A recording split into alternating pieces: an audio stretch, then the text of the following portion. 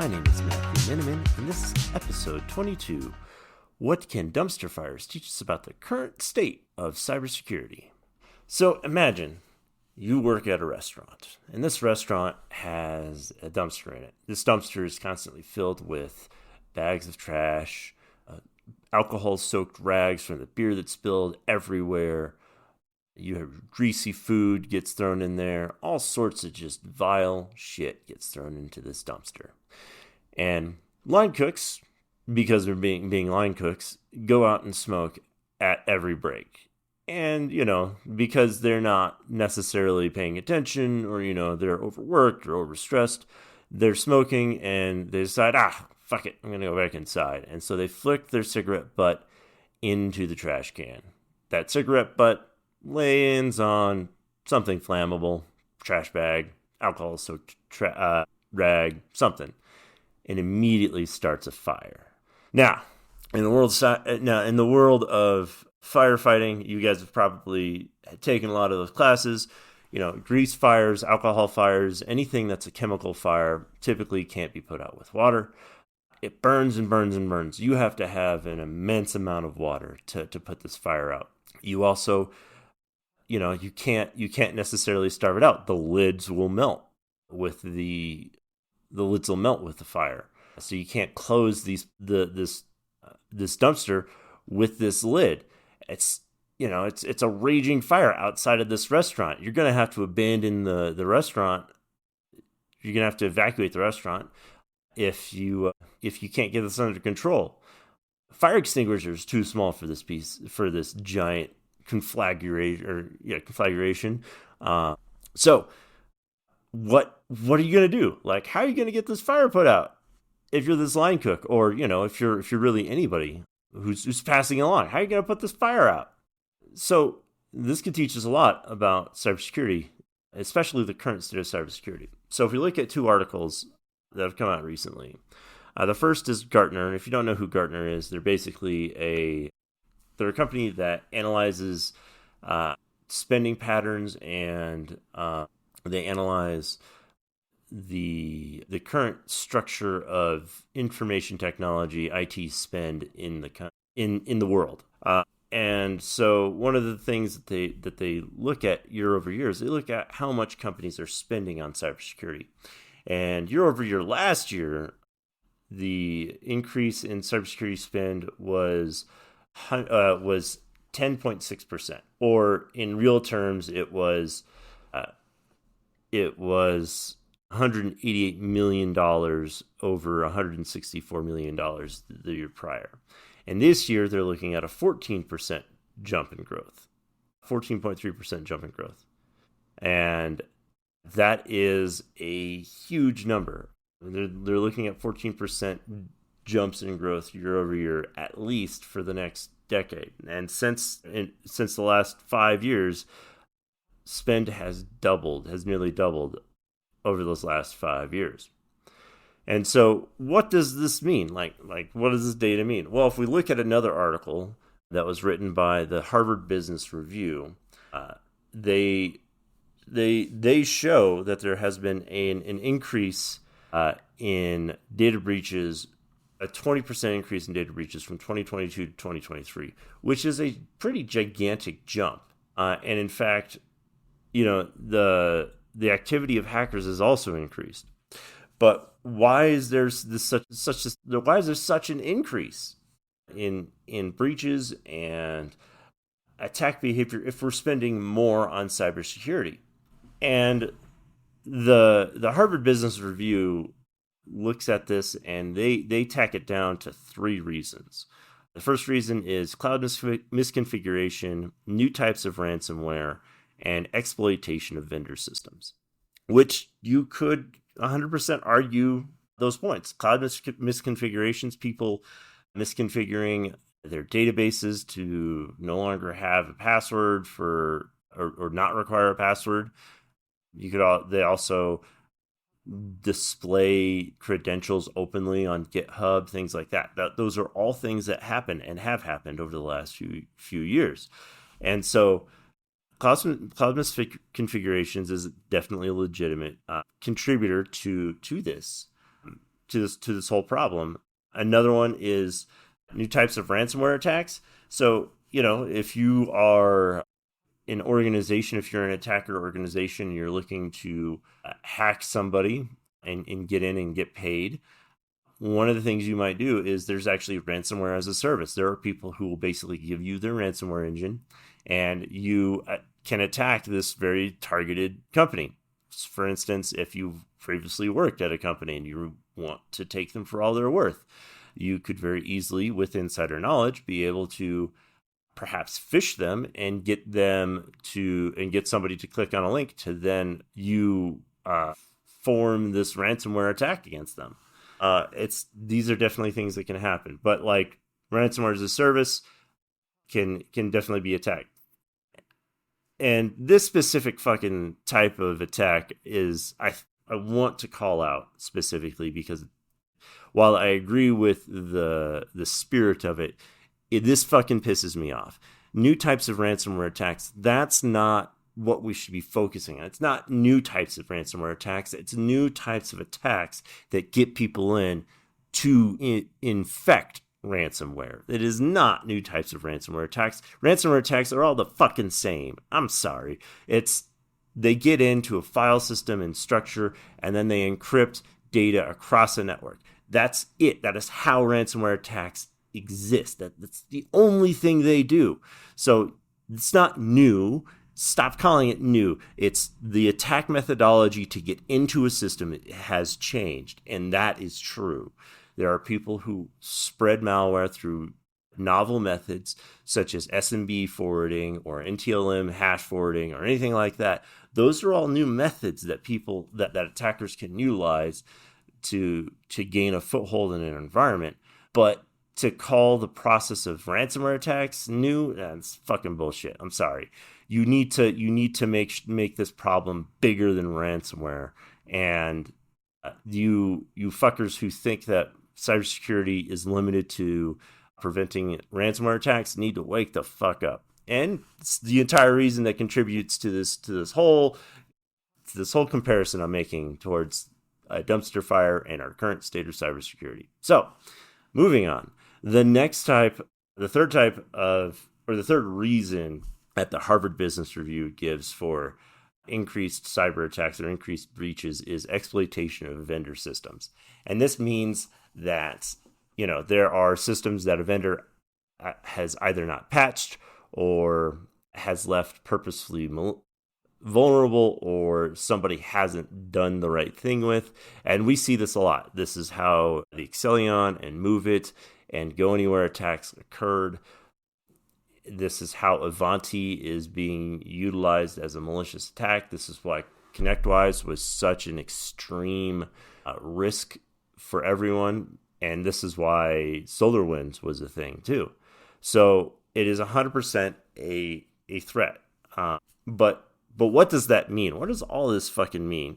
Well, Harvard Business Review kind of tacks it down to being more aware of the attacks and understanding that these things can happen, and just making sure people are doing the right job the right way. And while I can appreciate all of this, misses the mark considerably, because again, if you look at the previous year, we're trying, like, obviously the whole world is trying at making cybersecurity better, but they're trying to spend their way out of this, which is a problem. So in a dumpster fire, you would be really tempted to fight this fire by using water. You go and get a garden hose and start trying to spray this fucking fire down and make sure it's, the conflagration is doused.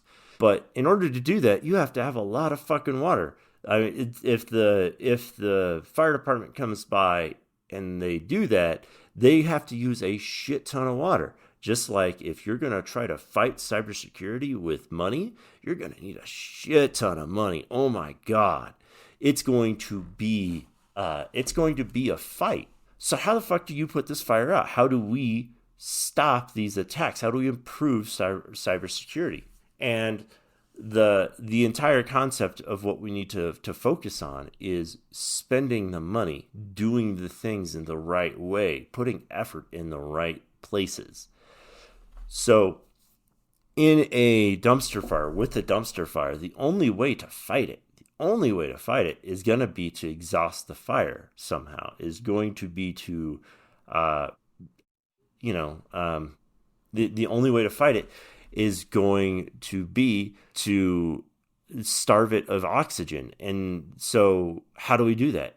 Well, a lot of ways to do that are to place something over the lid. You place a giant block of metal on the top of that dumpster fire. If you got that, that'll stop it. But the problem is that, one, the dumpster is angular, so it's not really going to help. And two, there's going to be a significant hole, because you're not going to be able to find something that fits that footprint necessarily very well. So how else do we fight it? How can we get this thing doused? Well, one way would be to exhaust it using flour. If you have, considering this is a restaurant, they probably have flour. You go grab a 5-pound sack of flour, 10-pound, 20-pound sack of flour that the restaurant has. You can throw that sack of flour into that fire and it will exhaust it, because it'll be able to absorb pretty much and replace all of the oxygen in the air. Now, if you do it the wrong way, flour can be flammable. So you do have to do it in an intelligent manner, but it is a way to put it out. Obviously using something like a chemical fire extinguisher will probably help as well. But really the biggest way to get it down is to let the professionals handle it. Let the firefighters handle it, which is kind of my point. You cannot fight cybersecurity by having somebody whose job it isn't cybersecurity. You cannot have a regular IT person fight or perform at the same level as a trained cybersecurity professional. It's not that they're not capable. It's not that they don't have the ability to do it. It's not that I don't trust IT people to do cybersecurity. It's that IT people already have a full-time fucking job, and cybersecurity is a full-time fucking job. If you have data on the internet, you are under attack from the same level of attackers as nation states. Your only saving grace from being attacked is that you are small, which obfuscation is not a security blanket. Obfuscation is just, well, I didn't get hit today. I might get hit tomorrow. If you are in a firing line and you hear gunfire, you're still not safe if you're alive. That is the whole point here. So you need somebody to protect you. You need somebody dedicated to protecting you. And if your business isn't cybersecurity, if you have data, you're probably doing it wrong. Your cybersecurity needs to be part of your business, of your organization's DNA. It needs to be there. So you need a full-time individual dedicated to cybersecurity, a CISO, or a vendor who is helping you along the way, any of this, to keep you on the straight and narrow path. Because otherwise, you don't know where to spend. You don't know where to put that money. You don't know where to put your effort to solving your dumpster fire of a cybersecurity landscape. You need somebody there to know how to put the fire out, where to apply the effort, and how to spend your money. Otherwise, you're just going to try to spend your way out of a problem that can't really be put out by doing it that way. It'll eventually work, but God, you're going to have to spend a lot of water to put that fire out. Oh my God, gallons and gallons and gallons and gallons, hundreds of gallons just to put out a single dumpster fire. So, really, what we're trying to tie here is that, and what I'm trying to make sure everybody understands, is that you don't necessarily have to spend more money to have proper cybersecurity. You need to do things. You need to have somebody who's focused on cybersecurity within your organization. If we look at the three reasons of that the Harvard Business Review gives, that cloud misconfiguration, new types of ransomware, and exploitation of vendor systems, those can all be prevented by somebody who's looking at your organization and being like, this is where you need to adjust your settings. This is where you need to invoke your patching. You need somebody who's doing that. Specifically for things like the cloud misconfiguration. If you have somebody who's knowledgeable in your environment, who can also be like, oh, well, see here, your database isn't secure. You need to secure your database. And they can walk you through how to do that. They can configure it for you. They can get that stuff done for you. And your IT guy is way too fucking flustered making sure that your systems are up, that the backups are running, that he's too fucking busy doing his normal job to make sure that stuff can happen. You should be glad he got your cloud working in the first place, because, man, you've thrown so much shit on top of him, because not only is he having to do all that other shit for his job, he's also having to, troubleshoot the fucking printer that shouldn't be his job either. So you need somebody focused on cybersecurity to make sure to make sure your organization has these things configured. As far as new ransomware attacks, you need somebody who is aware of the attacks that are going on in the world, who's on top of the newest information that's coming out. Because, and this is true, the cybersecurity world is pretty much open. We share just about anything we can about attacks without exposing internal information, because we want this to stop. We want everybody to understand and know who perpetrated the attack, how they did it, so that everybody can stop it in the future. And then for exploitation of vendor systems, you need somebody who's going to ride vendors' asses to make sure shit is configured in the proper way, to make sure their systems are patched, and to look at an exploitable vulnerability and be like, if it's under exploit, we got to pull the plug, and know how to do that. You got to have somebody who does all of these things in order to appropriately kind of scale your environment in the right way, to flex your business in the right way. Because if you don't, you're going to have your entire business on fire, you're going to suffer, and everybody is going to be harmed by it. So again, the point here, do not go out and just spend your way through cybersecurity. Some cybersecurity is going to take money. It is. That's just the world we live in. You are going to have to spend some money to get a certain level of cybersecurity. But make sure you're spending it in the right way. There are vendors who will go and try to rip you for as much money as possible, because they say that you have to buy all of these modules in order to have the highest cybersecurity. And in fact, that they do package their stuff like that. And I'm not going to call any organizations out, although I am really fucking tempted to. But there are organizations out there who make it so that every fucking aspect of their cybersecurity platform is a module. And that is bullshit. You should be offering your cybersecurity services at a flat rate, not making it difficult, not having this barrier for entry for cybersecurity. I will call out Microsoft on this, because Microsoft has the capacity to provide cybersecurity for all Microsoft 365 tenants. They're not doing it because they're just being fucking greedy. All of the back end is there for everybody to be secure within Microsoft 365. But guess what? You want cybersecurity? You fucking pay for it, asshole. That's what Microsoft says to you. And so I will call Microsoft out on that. There's no reason why you can't be as secure as the next organization. Microsoft just chooses not to give it to you. So again, don't try to put a dumpster fire out with water. Don't try to put it out with money. Try to put it out intelligently. Try to find the ways that you have to spend it in the right way, and make sure you have somebody knowledgeable trying to put the fire out for you.